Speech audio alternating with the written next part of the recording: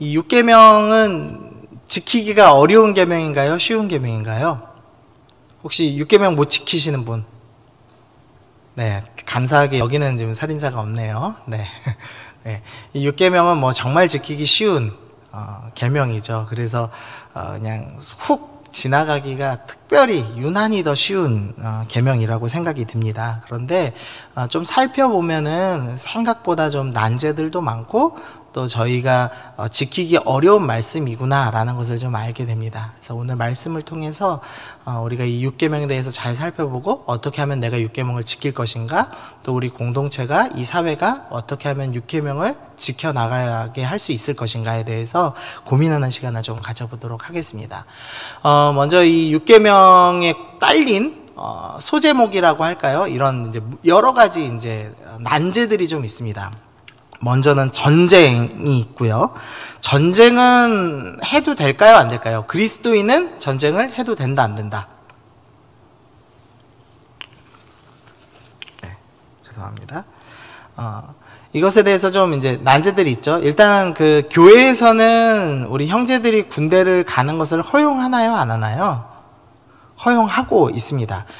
개신교는 전통적으로 정당한 전쟁, 그러니까 약자를 보호하는 정당한 전쟁에 관해서는 할 수 있도록 허용을 해왔습니다. 그래서 교회에서는 군대를 보낼 때 기도하고 하나님의 정의를 위해서 군대에 형제들을 보내곤 합니다.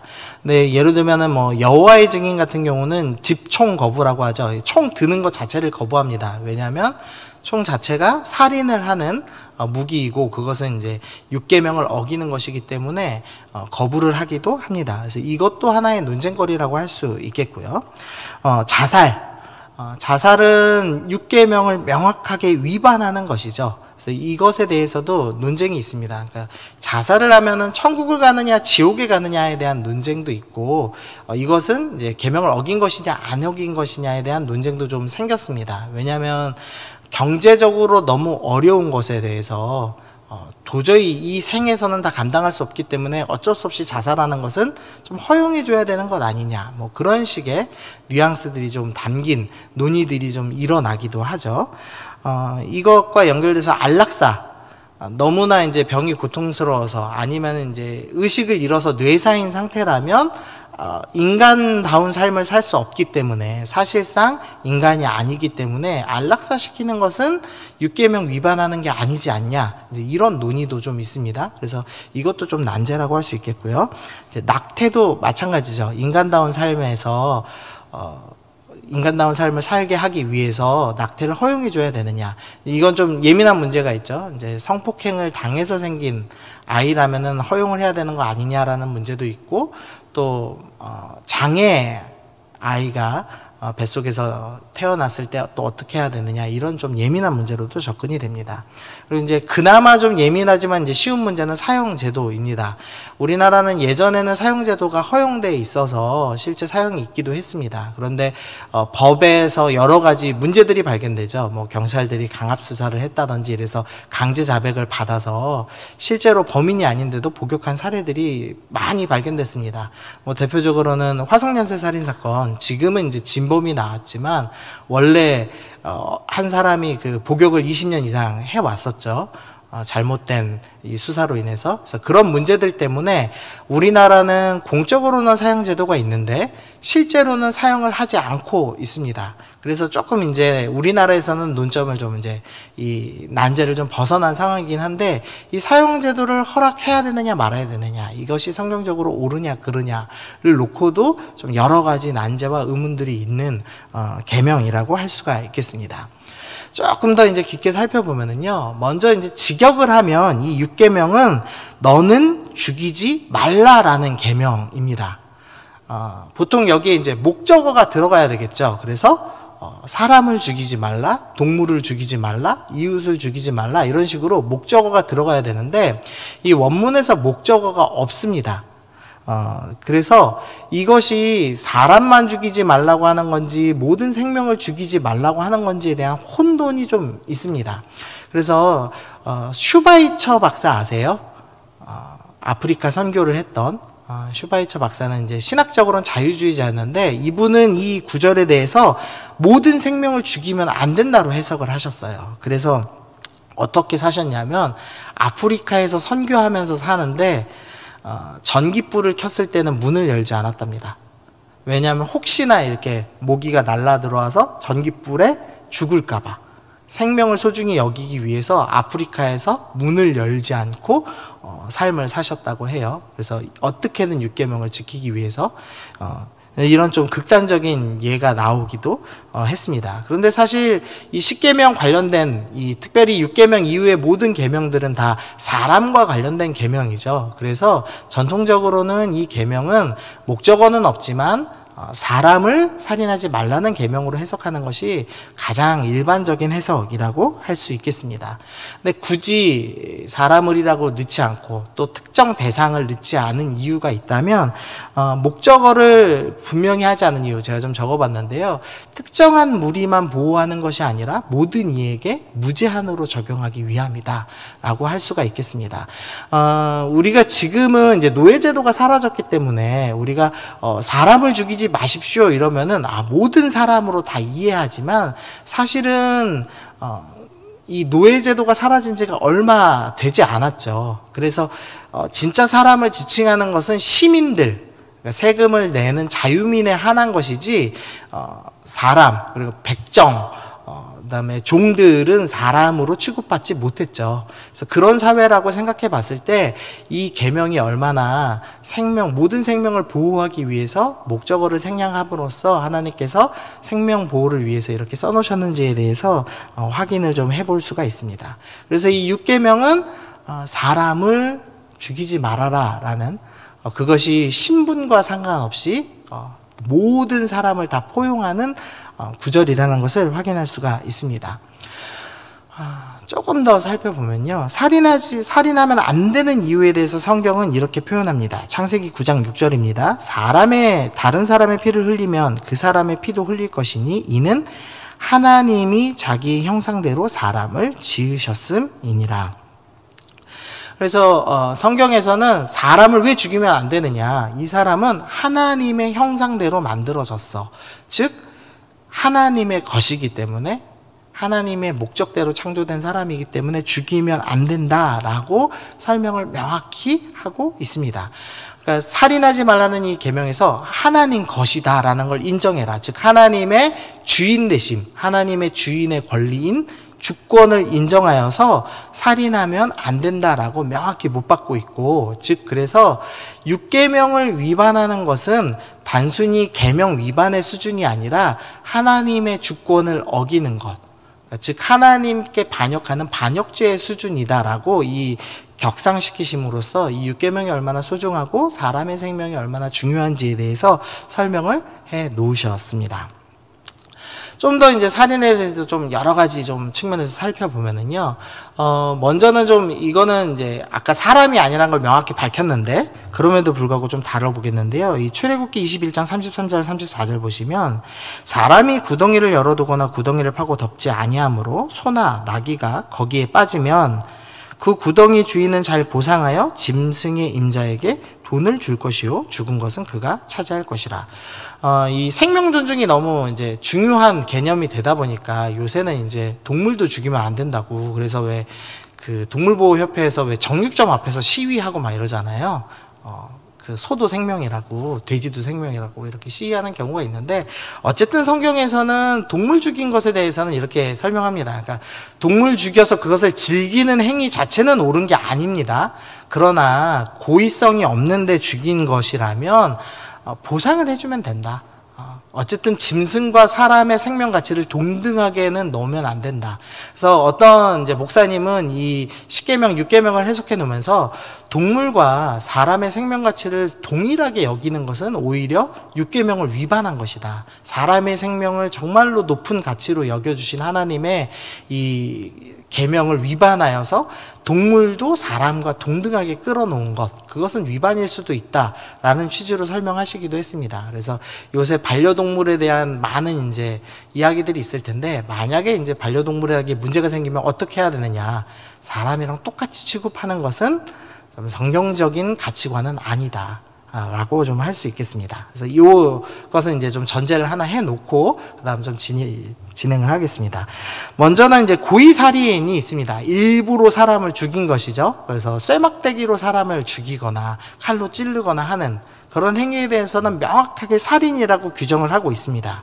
민수기 35장 보시면 고의로 살인죄를 범한 살인자는 생명의 속전을 받지 말고 반드시 죽일 것이며, 살인한 사람에 대해서는 죄를 속해줄 방법을 마련하지 말고, 그러니까 돈 받고 풀어주지 말고 사형에 처해서 이 살인 행하는 것이 얼마나 위중한 계명을 범한 것인지 가르쳐줘라 라는 의미에서 이 고의 살인은 명확하게 사형이다라고 설명을 해 주셨습니다.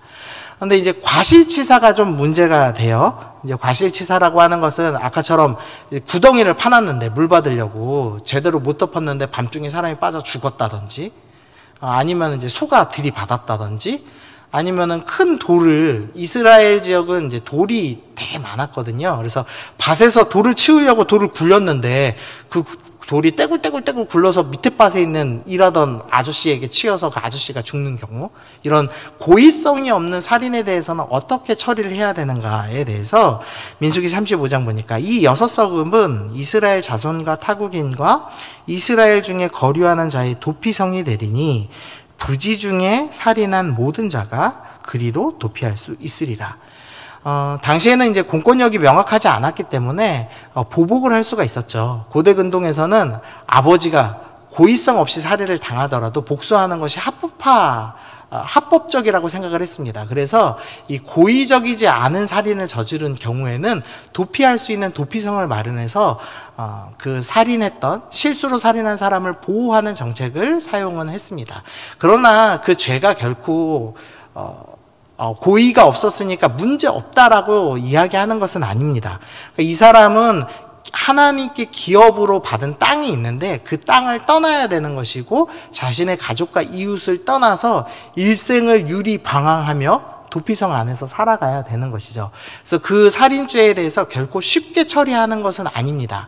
그러나 고의적인 살인은 아니기 때문에, 그렇다면 이 살인은 실수로 살인한 사람의 생명도 소중하기 때문에 페널티는 가하지만 어쨌든 형벌은 좀 있는 그런 식으로 이제 처리를 좀 해 왔습니다.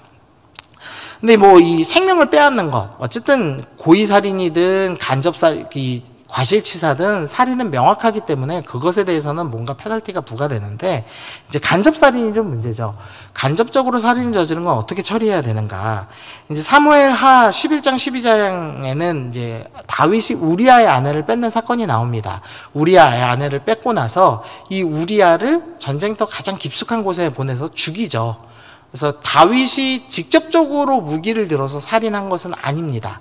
그러나 하나님께서는 이것에 대해서 밑에 12장 10절 말씀 보시면 칼이 내 집에 영원토록 떠나지 아니하리라 라고 하시면서 명확하게 다윗 네가 간접적으로 살인을 한 것이지만 살인을 저지른 것이다 라고 형벌을 부과하십니다. 그래서 살인교사라고 부르죠. 간접적으로 살인한 것도 살인으로 취급을 하셨습니다.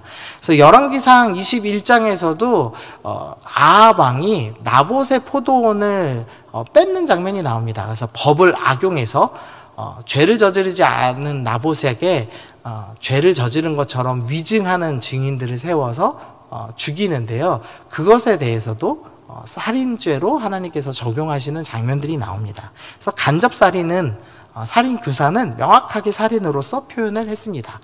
뭐 사실 우리 정서에도 뭐 이 정도는 당연히 죄라고 생각하시겠죠. 근데 조금 더 이제 발전을 해요. 시편 94편 5절, 6절, 7절인데요. 여호와여 그들이 주의 백성을 짓밟으며 주의 소유를 곤고하게 하며 과부와 나그네를 죽이며 고아를 살해하며.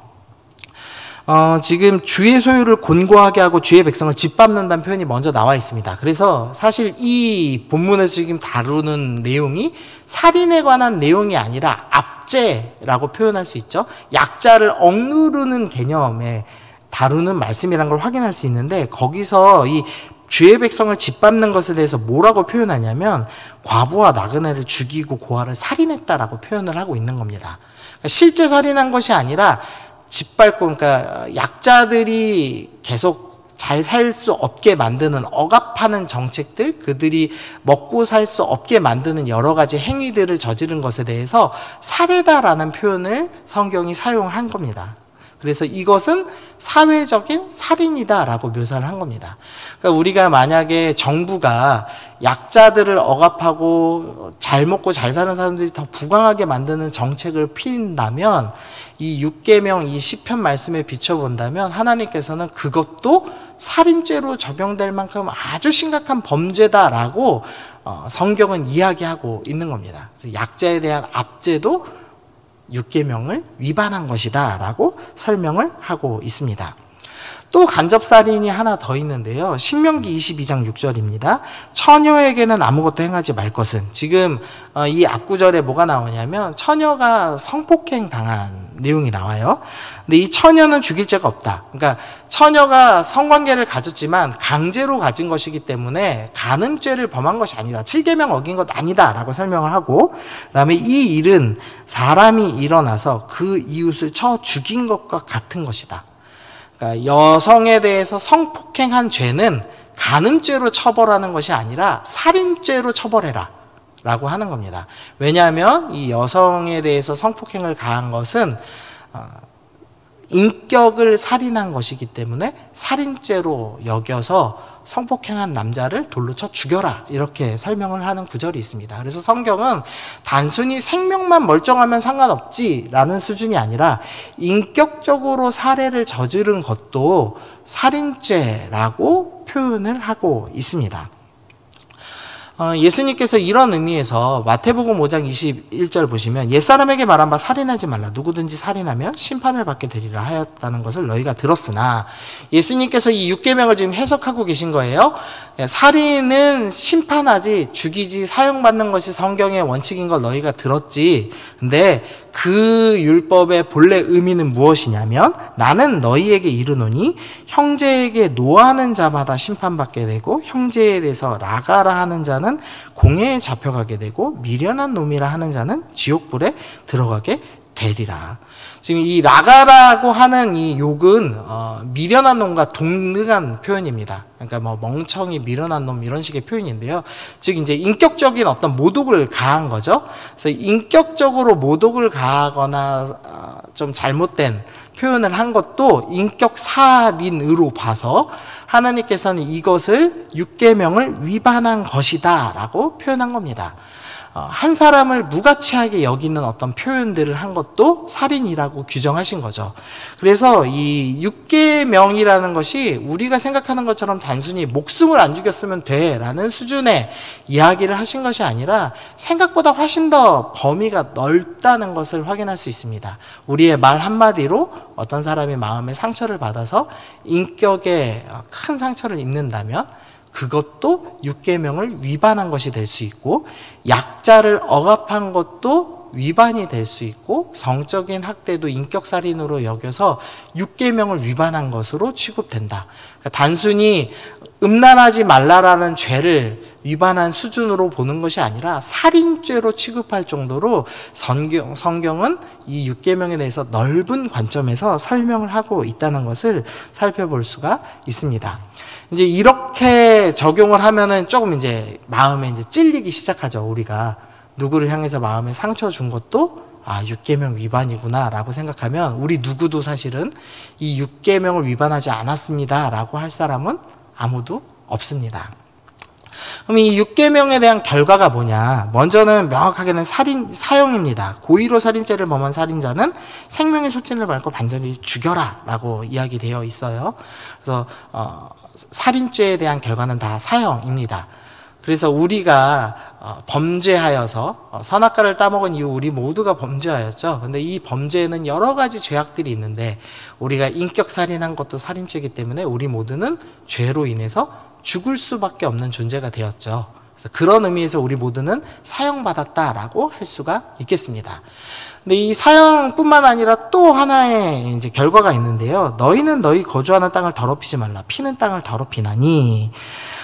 살인을 저지른 것에 대해서 땅이 더러워진다는 표현을 사용하고 있습니다. 조금 더 명확한 구절을 보면요. 호세아서 4장 2절 오직 저주와 속임과 살인과 도둑질과 간음뿐이요 라고 하면서 이 십계명 후반부에 대한 위반이죠. 살인과 간음에 대한 내용이 나오죠.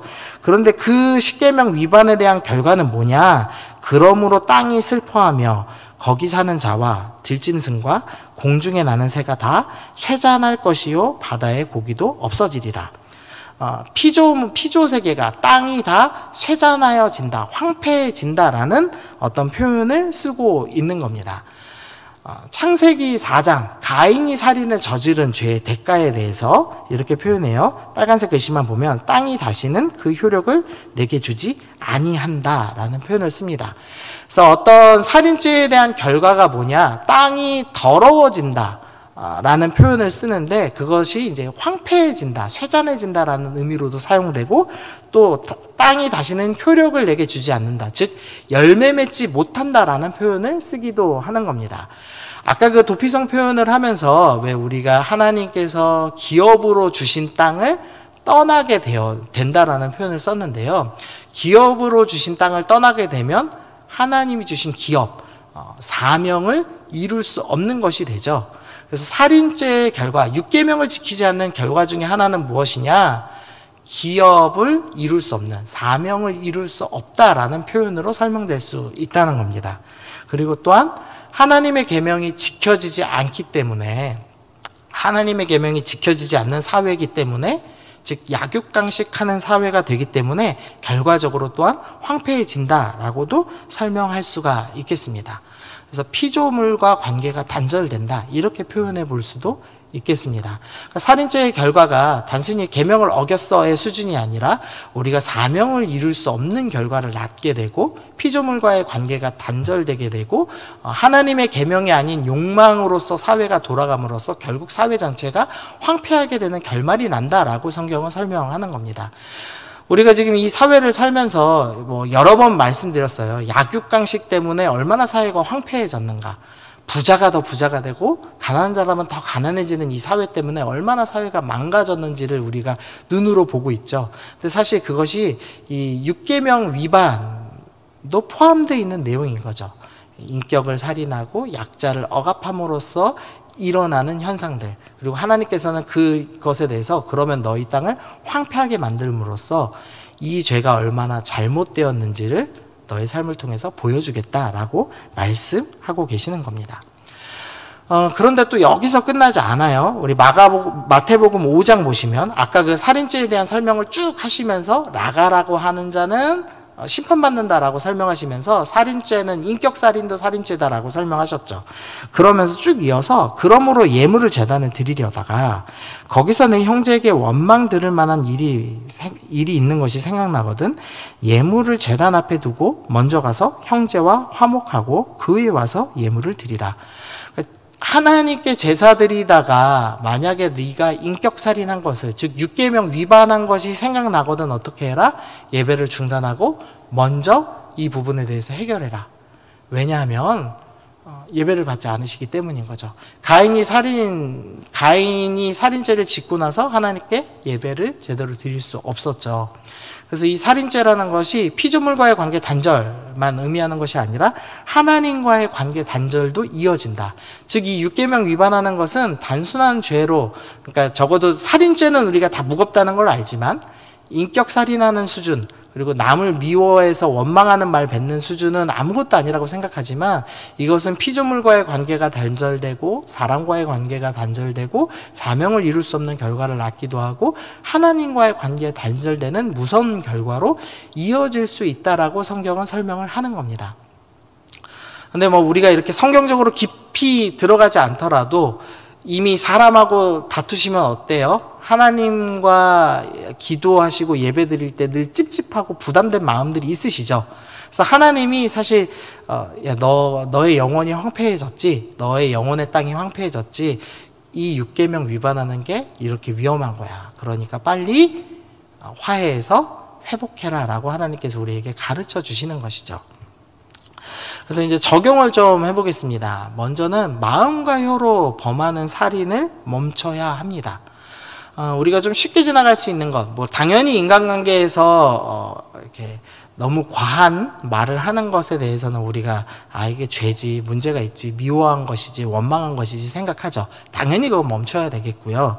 그것뿐만 아니라 악플, 너무 쉽게 악플다는 문화들이 있어요. 왜 좀 부끄럽지만 악플단 사람 잡아보면 그리스도인이었다, 뭐 이런 얘기도 막 나오잖아요. 그럴 때마다 참 부끄럽습니다. 그것은 육계명의 명확한 위반이다 라고 성경은 설명합니다. 그래서 악플다는 것을 멈추셔야 하겠습니다. 또 사람을 무가치하게 여기는 마음도 좀 멈춰야 합니다. 뭐 이 정도는 다 이제 이해되실 거고요. 나를 향한 인격 살해도 있죠.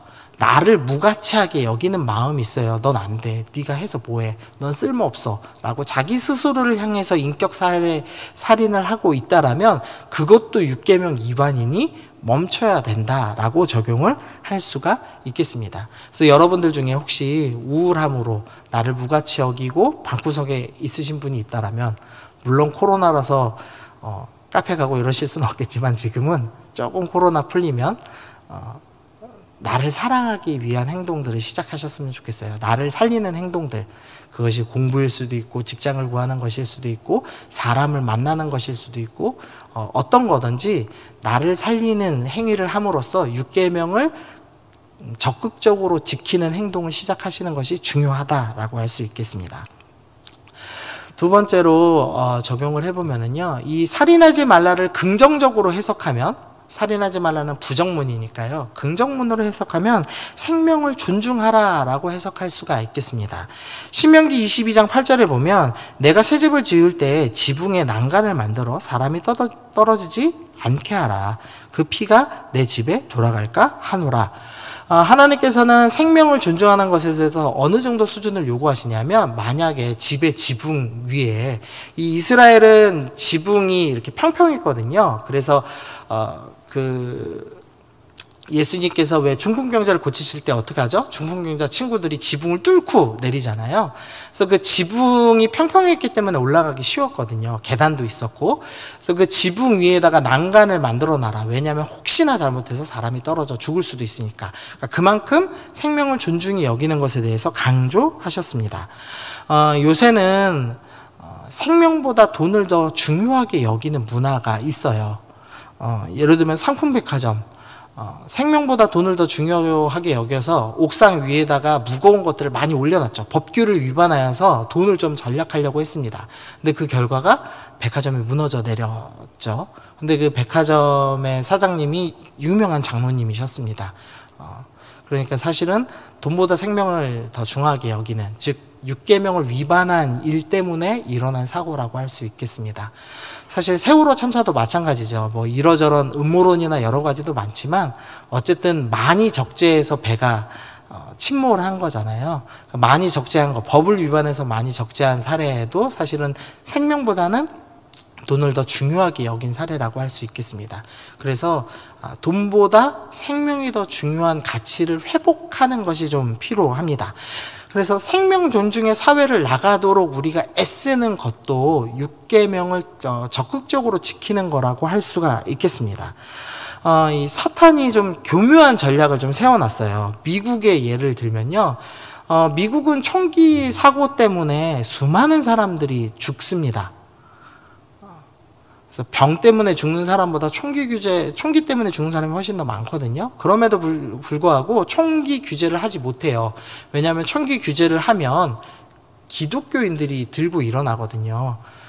기독교인들이 들고 일어나는 이유는 옛날에 처음에 미국에 청교도들이 왔을 때 총을 들고 있었기 때문에 영국군과 싸워서 영국이 가진 카톨릭 성공의 신앙, 그리고 이 청교도들이 가진 청교도 신앙, 우리 개신교 신앙, 이 두 신앙을 놓고 영국이 신앙, 그러니까 성공회를 따라라 이런 식으로 압제를 하기 위해서 군대를 끌고 왔고, 그때 청교도들이 자기 총을 들고 그걸 막아냈습니다. 그래서 어떤 마음이 생겼냐면, 총기를 규제하는 것은 결국 청교도의 신앙을 규제하는 거야 라는 논리적 맥락이 이어지게 만들어 놨어요. 그래서 총기를 규제하려고 하면은 그리스도인들이 들고 일어나고 목사님들이 총기 규제는 안 된다라고 총기 규제를 반대하는 일을 만듭니다. 그러니까 이 사단이 되게 교묘하게 지금 전략을 짠 거죠. 그래서 생명 존중과 신앙 자유가 마치 대립되는 것처럼 묘사를 해놓은 거예요. 근데 사실은 신앙 자유도 지켜야 될 것이고 생명 존중도 지키는 걸로 발전해 나가야 되는데 그리스도인들이 이것을 헷갈리게 만들어 놨습니다. 아까 우리가 난제라고 표현했던 낙태나 안락사나 자살 문제도 우리가 이렇게 결부하죠. 경제적으로 너무 어려워. 뱃속에 있는 원치 않는 임신을 했을 때, 그리고 장애 아이를 임신했을 때, 장애아가 태어났을 때 비용이 너무 많이 들 것이고 우리 집은 가난해서 그 비용을 감당할 수 없을 거야. 그러니까 낙태라는 건 어쩔 수 없어. 내가 경제적으로 살인당하는 것보다는 지금 막 태어난 아이, 아직은 뱃속에 나오지 않은 아이가 죽는 것이 좀 나으니까. 즉 경제적인 살인, 인격살인이라고 할 수 있겠죠. 그것도 경제적인 살인과 실제 살인을 놓고 비교하기 시작합니다. 이것도 사단이 교묘하게 전략을 짜 놓은 거라고 할 수 있겠어요. 그래서 이럴 때 어떻게 우리는 해야 되느냐. 그러니까 원론적으로 낙태를 하면 안 됩니다. 자살을 하면 안 됩니다. 이런 운동도 해야 되지만 본질적으로는 생명이 존중될 수 있는 사회로 나아가도록 우리가 애쓰는 문화를 만들어내야 됩니다. 그래서 낙태하지 않고 장애아들이 돈을 많이 들이지 않고 건강하게 생활할 수 있는 여러 여건들을 마련을 해야 되겠고요. 사회적으로. 그리고 경제적으로 어려운 사람들이 구제할 수 있는 여러 가지 정책이 나올 때 그리스도인들이 내가 세금 좀 더 내더라도 이건 찬성해야지 라고 결정을 해야 됩니다. 근데 우리도 정치적인 보수를 지지하는 것이 기독교를 옹호하는 것처럼 사단이 교묘하게 결부시켜 놓은 게 있죠. 그러나 우리가 정책별로 보면서 이것을 지켰을 때는 이것은 6계명의 긍정명령인 생명이 존중되는 거니까 이거는 조금 도와줘야 되겠다. 그러나 또 우리의 신앙을 지키기 위해서 반대할 것은 반대해야 되겠다. 그러니까 좀 더 지혜로운 선택들을 할 수 있는, 그리고 그런 선택으로 나아가는 사회가 될 수 있도록 우리의 시민의식이 개선될 수 있도록 개별적으로 공부도 해야 될 것이고 우리 공동체가 그런 성숙한 문화가 되어갈 수 있도록 준비도 해야 할 것입니다. 미국 지금 코로나 사태에서 제가 봤던 좀 슬픈 기사가 하나 있는데요. 70세 한 노인이 코로나 때문에 이제 급하게 실려왔습니다. 근데 이 사람이 정신을 잃었어요. 며칠간, 40일간인가 정신을 잃었다가 중간에 한번 깼는데 이 할아버지가 뭐라고 그랬냐면 나를 치료하지 말아달라고. 병원비를 감당할 수 없을 거다. 근데 그리고 또 의식을 잃었어요. 결국에는 이제 완치가 됐거든요. 그래서 완치된 사례로서 이제 언론에 묘사가 됐는데 그 할아버지가 하나도 기쁘지 않고 살아난 것에 대해서 죄책감을 느낀다고 표현했습니다. 왜냐하면 이 분이 70일인가 며칠 동안 입원해 있었는데 병원비가 13억이 나왔어요. 물론 다행히 이제 언론에 비춰진 사례이기 때문에 보험금으로 대부분 해결했다고는 하지만 이제 이후에 아마 그 뒤로 보험금이 어마어마하게 올랐겠죠 아마. 그러니까 그것 때문에 나의 가족들이 너무나 큰 피해를 보기 때문에 살아있는 것에 대해서 죄책감을 느낀다라고 표현하고 휠체어를 타고 퇴원을 했습니다. 그러니까 미국이란 사회가 청교도들이 세운 사회임에도 불구하고 생명 존중을 할 수 없는, 생명을 존중하면 경제적인 살인을, 인격살인을 저지를 수밖에 없는 사회로 변화됐기 때문에 생긴 아주 슬픈 사례라고 생각을 해요. 그래서 우리가 이런 사회가 되지 않도록 어떻게 하면 이 땅에 하나님 나라가 세워지게 할 것인가에 대해서 진지한 고민이 있어야 할 것입니다. 그래서 우리가 바르게 투표를 해야 되겠고요. 또한 그것뿐만 아니라 우리 교회의 개념으로 따진다면 어떻게 하면 그런 연약한 사람들을 구제할 수 있을 것인가에 대해서 더 고민해야 되겠죠. 감사하게도 우리 교회가 구제를 그래도 규모에 비해서 참 잘하는 교회이긴 한데요. 어떻게 하면 더 구제할 것인가, 그리고 청년부라면 청년부 내에서 어떻게 더 우리가 구제를 활발하게 할 수 있을 것인가 진지하게 고민하는 것이 이 6계명을 적극적으로 지키는 사례라고 할 수 있겠습니다. 민수기 35장 28절입니다. 이는 살인자가 대제사장이 죽기까지 그 도피성에 머물러야 할 것임이라. 대제사장이 죽은 후에는 그 살인자가 자기 소유의 땅으로 돌아갈 수 있느니라. 이 아까 과실치사에서 도피성에 이제 도망간 살인자가 있었죠. 그래서 그 사람은 일생 도피성에서 자기 기업을 떠나서, 즉 사명을 이루지 못하는 삶을 영원히 살았어야 하는데, 이상한 구절이 하나 있어요. 대제사장이 죽기까지는 머물러야 하는데 죽은 후에는 어떻게 돼요? 다시 원래 땅으로 되돌아갈 수 있다라는 좀 이해되지 않는 법령을 삼아 놓으셨습니다. 이것이 이제 어떤 의미이냐? 대제사장이 죽으면 그 사람이 저질렀던 죄가 대신 속해져서, 죄가 사라져서 이 사람이 원래 기업이 있는 땅으로 되돌아갈 수 있다라고 설명을 하는 것이죠. 그래서 대제사장이 대신 대속하면 그 살인죄가 해결되고 다시 돌아갈 수 있다라고 설명을 합니다. 우리의 대제사장 되신 분이 누구시죠? 예수님이십니다. 예수님이 어떻게 하셨죠? 성탄절에 이 땅에 우리 가운데 내려오셔서 낮아지시고 모든 고난을 다 겪고 죽으심으로써 대제사장이신 예수님이 죽으셨습니다. 그러면 이 도피성 법에 따르면 어떻게 되는 거죠?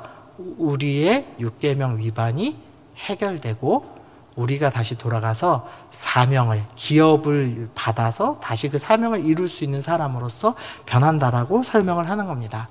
즉 우리가 저질렀던 이 율계명 위반들, 우리가 사소하다고 생각했던 이 법령들이 위반되었을 때 어떻게 해야 되는가? 예수님께서 우리 죄를 해결해 주셨구나. 나를 위해 대신 죽으심으로 이 죄를 해결해 주셨으니 이제 나는 주님이 주신 그 사명의 땅으로 돌아가서 사명을 열심히 이루고 살아야 되겠다라는 결정을 하셔야 되겠습니다.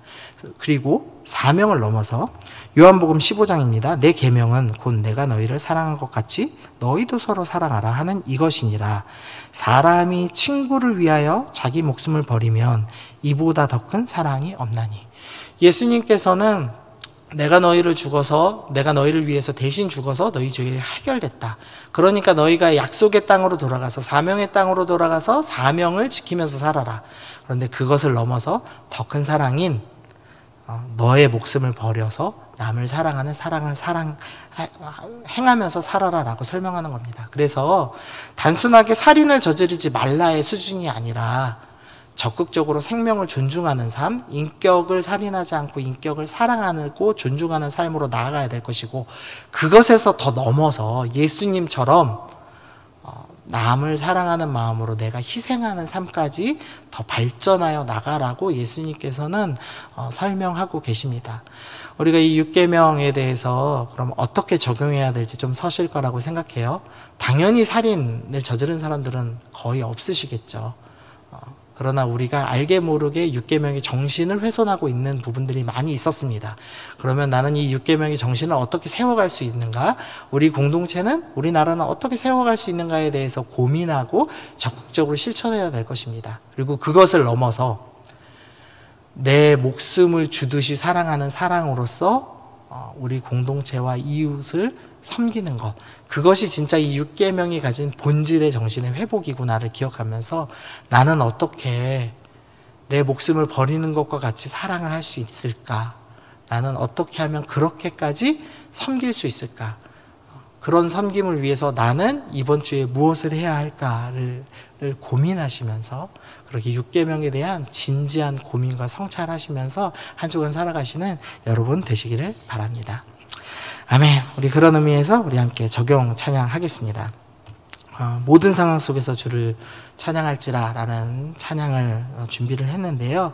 어떤 상황에서도 나는 주님을 찬양하겠습니다. 그래서 우리에게 허락된 이 율계명을 지켜나가고 이 정신을 지켜나가고 내 생명을 다해서 섬기고 사랑하겠습니다. 이런 마음으로 우리 함께 찬양하시겠습니다.